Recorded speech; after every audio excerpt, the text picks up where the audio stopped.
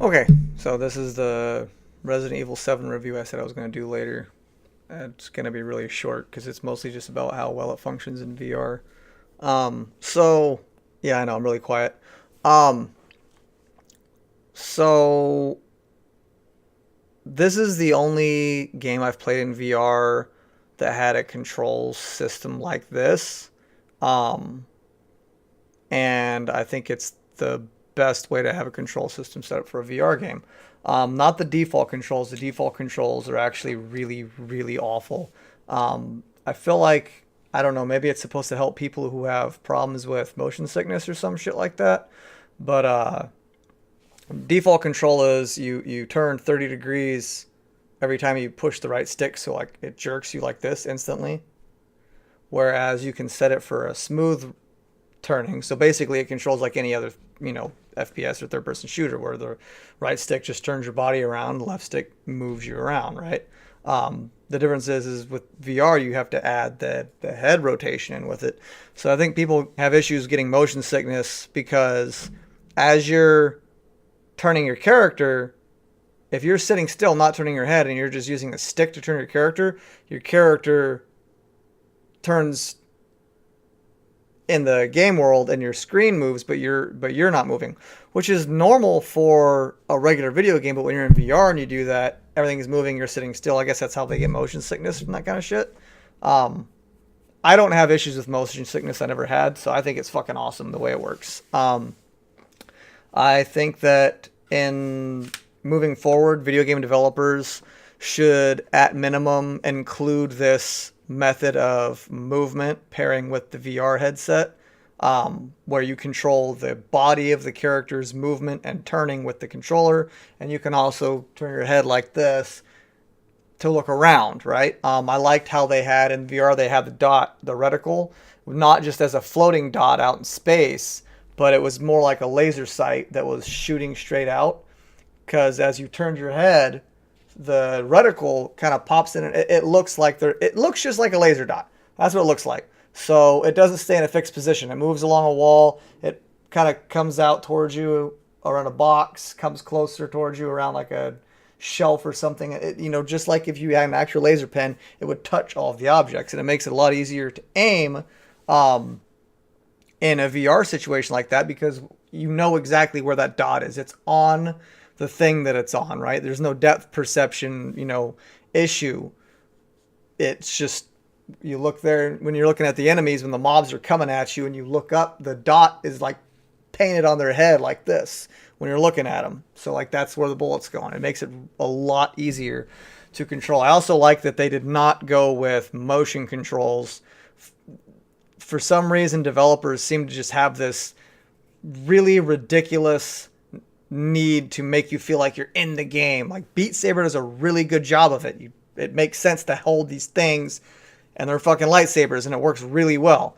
But them trying to find ways to use those motion controls to play first-person shooters is just, it's fucking stupid. Like, maybe have it as an option, maybe, but I saw some really bad videos where they're trying different methods of movement where you like point the motion controller and it makes this little rainbow arc that puts a circle on the ground where you're pointing it, and when you click, your character just teleports to that spot. So you can't actually run around. You can look around like this and turn around and do things, but if you actually want to move anywhere, you have to like click. That's fucking stupid, and they do it because they're trying to make you feel like you're...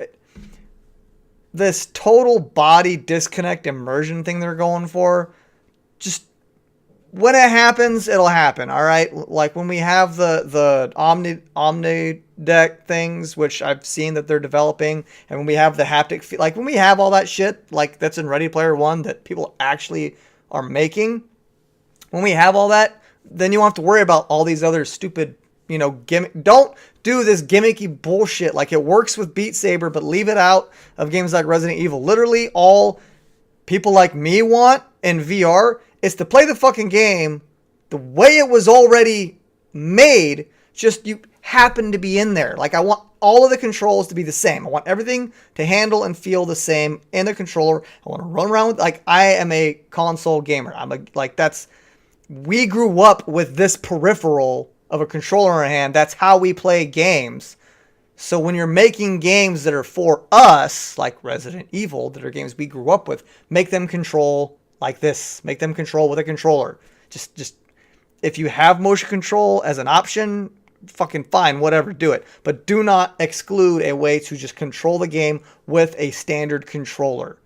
And the way RE7 is doing it, where you can set it so your controller controls the entire guy's movement, and your head can also be a third point of articulation to look around. Like I find myself doing this thing where I'll look like this to the side, and I realize, oh shit, I'm still running that way. So my TV's here, right? And I'm like, oh shit, I realize I'm not looking at the TV anymore because my head's fucking turned sideways. So I'll push the stick right, and I'll just rotate my head like this in the game world. And what happened to me just now is exactly how it feels in the game world. Even though it's actually my head that's moving, not my body, it feels like it's my body that's rotating. I mean, maybe that's the disconnect I have and why I don't have issues with motion sickness. But I cannot express enough how well done this game is done in VR. It is underrated. There's so many people out there have reviewed the game and talked about how good the VR is. But personally, I just have a hard time trusting the objective opinion of a lot of video game reviewers. I don't know why. It's just the way they deliver it sounds so scripted, because they probably actually do sit there and fucking practice it and script it out. But it just... I wanted to play it for myself because I already wanted to play it because it's a Resident Evil game and I actually really enjoy VR. But I cannot stress enough my opinion. So if you're not like me, then you're not going to share my opinion. But my opinion is, so far from what I've played, out of not very many games, Farpoint I thought handled awful. Maybe I needed to dick around with the control options some more, but I was really interested in how Farpoint was going to work and handle, and I thought it was going to be good, and it was weird. Something was weird about the way the movement was in that game. Maybe I'll give it another try. But if you want to play a first-person game like this on VR, one, it's still only on PlayStation. Which pisses me off because I bought an Oculus Rift and the whole fucking deal. I got this stupid little fucking whatever. Anyways, I bought an Oculus Rift because I wanted to play it on my PC because my PC is actually better than my PlayStation. But they got the, exclusives to the VR version of it. As far as the game itself, good job, Capcom.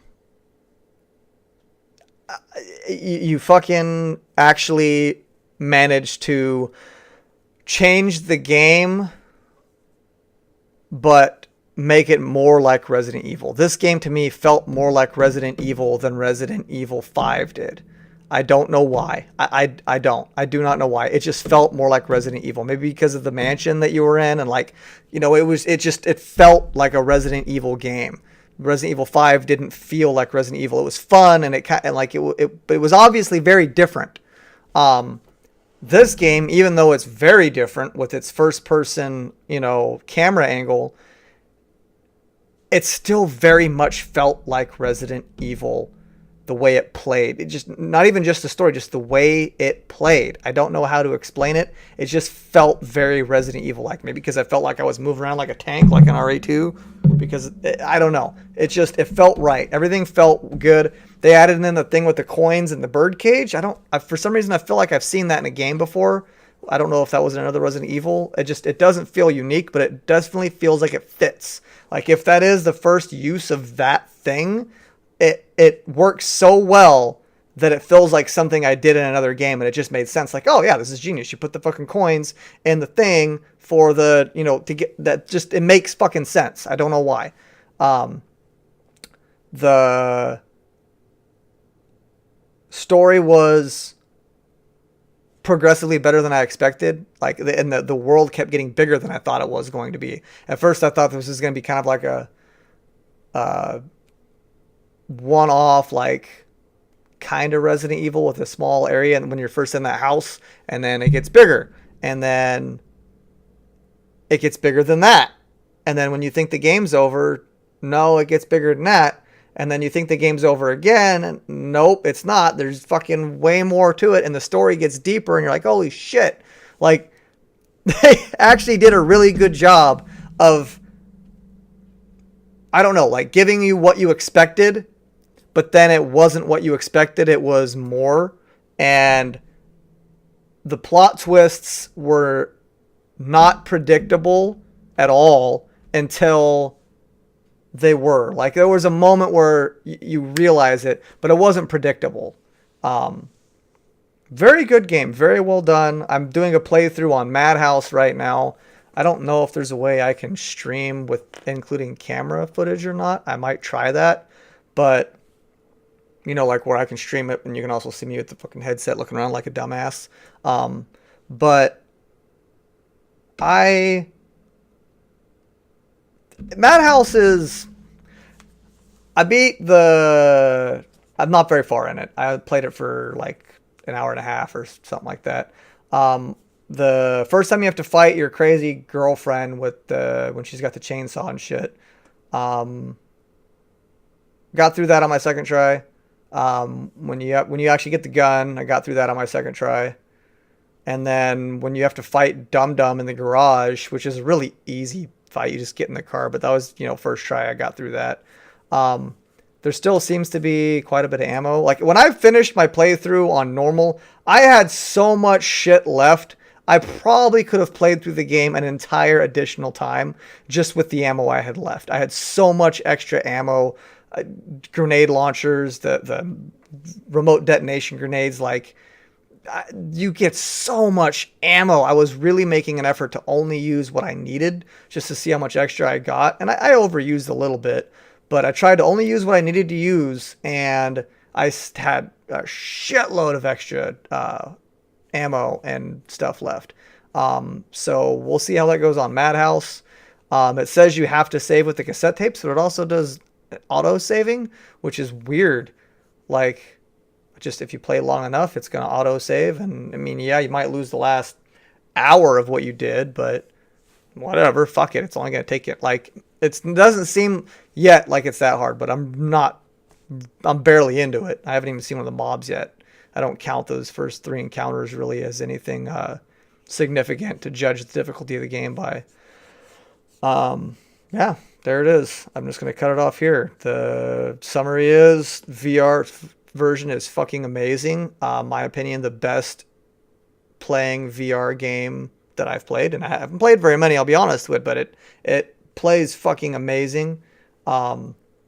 Visually in VR, yeah, it doesn't look as nice as it does not in VR, obviously. I mean, it's grainy, basically. Not quite, you don't quite have the screen door effect thing. It's not quite that bad.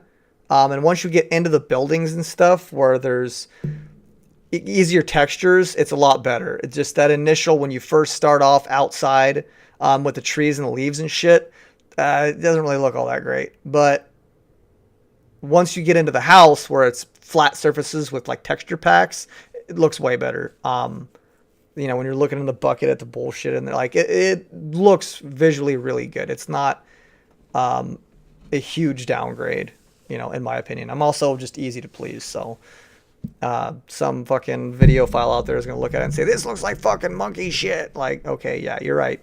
Comparatively, it looks like shit. It looks exactly half as good. Shocking, right? Anyways, yeah. VR was amazing. Graphically pretty good. Story was amazing. Weapons felt good. All the weapons felt like they should feel, honestly. I didn't even buy the Magnum. I went with the steroid pack bullshit. I didn't even get the Magnum on my normal playthrough. I don't know if I'll get it on hard either. I don't like, it just seems like that gun that you just never use any goddamn way, right? Like, I'm just gonna not use it unless I really need it, and then you use it as a crutch when you use it, and then when you don't have it, you don't have that crutch anymore. And it's like, oh fuck, what am I gonna do without my Magnum? I need to restart. Like, just I might try to go out of my way to get it just in case I get run up against something that takes me, like, if I try to beat a boss like 30 times and I can't beat him, then I'll really start considering what I might need to do to change. But other than that, I mean, I'll try for fucking I'll try 30 times to beat a boss. It's just once you get past that, it starts for me getting really irritating. Like 30 times, yeah, whatever. I mean, a boss fight's what, 10 minutes, right? So yeah, it's like 5 hours just sitting there trying to beat one boss, whatever. Anyways, good game. Highly, highly, highly recommend it. If you fit into these categories, you will like this game. You do not have issues with motion sickness. You really like basically all of the Resident Evil games except 6 and that other weird one where you played as the bad guys. You like horror games. You like first person shooters. You like puzzles. Like if you like Resident Evil and you like VR and you're looking for something to play in VR that's actually good, buy this game. Like don't hesitate on it. Fucking trust me. Just trust me. Go buy it. If you have the VR already. Like honestly, it might be worth it to buy the VR just if you're thinking about getting the VR anyways. Like I think I'm gonna get the PlayStation VR because I really want to play the Resident Evil 7 game. Like if money's not really a big issue, if it's just like it's worth it. Yeah, it is. It is. In my opinion, it is. That was worth the fucking whatever that VR headset shit costs for the PlayStation. It was absolutely worth it. Plus, once you have it, you can download Beat Saber, which is also a really fucking awesome game. And maybe I'll do a review of Beat Saber later, which most addictive fucking game I've played recently. So addictive, I actually like watching other people play it. It's weird. Anyways, there you go.